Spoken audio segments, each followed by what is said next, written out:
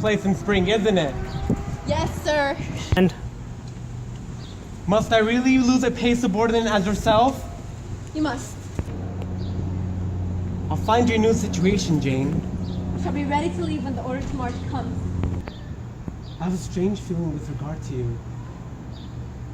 As if I had a string somewhere under my left ribs, tightly knotted under a similar string in you.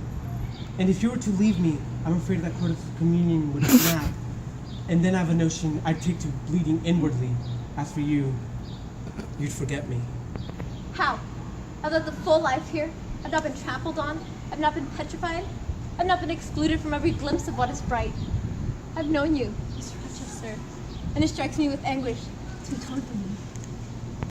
Then why must you leave? Because of your wife. I have no wife. You are to be married. Jane, you must stay. And become nothing to you? Am I a machine without feelings? Do you think because I am poor, obscure, plain and little, that I am soulless and heartless? I have as much soul as you and as full of as much heart. And if God had given me with beauty and wealth, I should make it as hard for you to leave me as it is for I to leave you.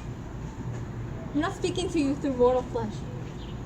It is my spirit that addresses your spirit, as if we had passed through the grave and stood at God's feet, equal as we are.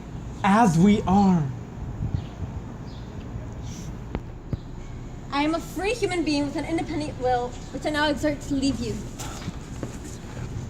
Then let your will decide your destiny. I offer you my hand, my heart, Jane. I ask you to pass through life at my side. You are my equal in my likeness. Would you marry me? You doubt me. Entirely! Ingrid! Miss Ingram, she is the machine without feelings.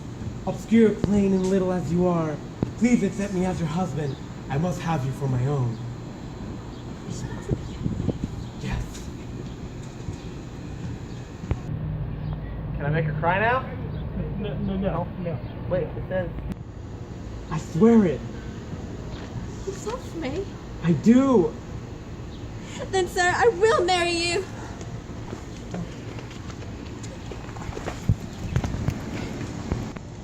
She wraps her arms around him and puts her lips on his. They share a long and intimate kiss. Meanwhile, the wind starts to blow and thunder rumbles. The leaves of the tree whip around them. They stop and look at the sky. Rochester grabs her and they run back to Thornfield. He puts his coat over her, and while the lightning flashes, they laugh and go inside. Jane comes through the door, with Rochester following her. The two laugh euphorically. Jane skips to the stairs and begins to head for her room. Rochester catches her on her way up, and she returns around, wrapping her arms around him. They kiss each other continually. Meanwhile, Miss Fairfax sees them and looks on with disapproval and bewilderment. They do not notice. Good night. Good night, my love. Hold my hand.